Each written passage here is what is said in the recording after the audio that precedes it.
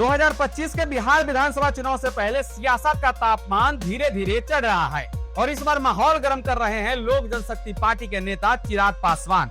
कभी मोदी का हनुमान कहे जाने वाले चिराग अब खुद को किंग मेकर साबित करने की कोशिश में है। उन्होंने ऐलान किया है कि एलजेपी इस बार फिर से 33 सीटों पर चुनाव लड़ेगी। अब ये संख्या देखने में छोटी जरूर लग सकती है, लेकिन पिछले चुनाव की कहानी देखेंगे तो समझ में आएगा कि ये चाल कितनी बड़ी है। चलिए आपको इस रणनीति को एक एक करके समझाते हैं।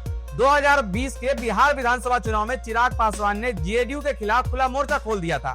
उन्होंने अकेले दम पर 137 सीट पर उम्मीदवार उतारे और लगभग 30 से 35 सीटों पर जेडीयू को सीधा नुकसान पहुंचाया। हालांकि एलजेपी को ज्यादा सीटें नहीं मिली, लेकिन चिराग ने खुद को वोट कटवा से आगे एक सीरियस खिलाड़ी के रूप में स्थापित कर लिया। इस बार फिर से 33 सीटों की बात हो रही है। मतलब साफ है, वो चाहते हैं एनडीए उन्हें हल्के में ना ले और बीजेपी से उन्हें बड़ी हिस्सेदारी मिले। सूत्रों के अनुसार बीजेपी चिराग की इस रणनीति को सीट शेयरिंग में दबाव बनाने के लिए एक तरीके के तौर पर देख रही है, यानी एनडीए के अंदर ही एनडीए से सौदेबाजी। चिराग कहते हैं कि हम पार्टी के नेता नहीं, हम किंग मेकर की भूमिका में हैं। एनडीए को जिताने के लिए मैदान में उतरेंगे। इस बयान का सीधा मतलब है कि बीजेपी को अब जेडीयू ही नहीं बल्कि एलजेपी के साथ भी संतुलन साधना होगा। चिराग पासवान फिर से अपना पुराना एजेंडा लेकर मैदान में है। बिहार फर्स्ट, बिहारी फर्स्ट, युवाओं के मुद्दे, सरकारी नौकरियां, स्वास्थ्य विभाग, ये सब उनके भाषणों का हिस्सा बन रहे हैं। आरा, समस्तीपुर और पटना जैसे जिले में वो लगातार जनसभाएं कर रहे हैं।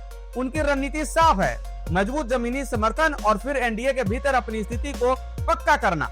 चिराग पासवान ये जरूर कह रहे हैं कि एनडीए एकजुट है। उन्होंने बयान दिया कि हम सब मिलकर 225 सीटों पर जीतेंगे। मांझी भी कह चुके हैं कि चिराग भावुक राजनीति कर रहे हैं, यानी एनडीए के भीतर ही चिराग की रणनीति को लेकर विरोध भी कहीं न कहीं देखने को मिल रहा है। अगर चिराग एनडीए के साथ मजबूती से खड़े रहते हैं और 33 सीटों पर अच्छे उम्मीदवार उतारते हैं तो इसका सीधा नुकसान आरजेडी और कांग्रेस को होगा। चिराग का दावा है कि इंडिया गठबंधन यानी आरजेडी कांग्रेस टूट के कगार पर है। वो लगातार महागठबंधन की नाकामियों को निशाने पर ले रहे हैं। इससे बीजेपी को भी फायदा हो सकता है, क्योंकि एक और विरोधी धड़ा एनडीए के साथ आ सकता है। अब सवाल ये है कि क्या चिराग पासवान बिहार के मुख्यमंत्री पद की रेस में है। इस पर उन्होंने खुद कहा कि मैं सीएम पद का दावेदार नहीं हूँ, मेरा लक्ष्य एनडीए को जिताना है। लेकिन बीजेपी के कई अंदरूनी नेताओं का मानना है कि चिराग को डिप्टी सीएम की पोस्ट ऑफर की जा सकती है अगर वो जेडीयू के खिलाफ बीजेपी की रणनीति को सपोर्ट करें तो।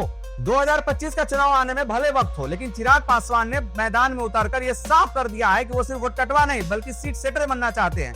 उनकी 33 सीटों की मांग, उनका बिहारी एजेंडा और उनका एनडीए के भीतर दबदबा, ये सब मिलकर इस बार इस चुनाव को और दिलचस्प बनाने वाला है। तो दोस्तों, आपको क्या लगता है, चिराग एनडीए के लिए गेम चेंजर साबित हो सकते हैं या फिर ये चाल उनकी उल्टी पड़ सकती है? कमेंट कर अपनी राय जरूर बताएं। वीडियो पसंद आया हो तो लाइक करें, इस वीडियो को शेयर करें और हमारे यूट्यूब चैनल को सब्सक्राइब करें। अगर फेसबुक पर देख रहे थे इस वीडियो को शेयर जरूर कर दीजिएगा, नीचे शेयर का बटन होगा, क्योंकि हम आपको सिर्फ खबर नहीं दिखाते हैं, खबर के पीछे की सच्चाई दिखाते हैं, खबर के पीछे की रणनीति दिखाते हैं। मैं हूँ अरविंद कुमार, मिलते हैं अगले वीडियो में। तब तक के लिए धन्यवाद। जय बिहार, शुक्रिया।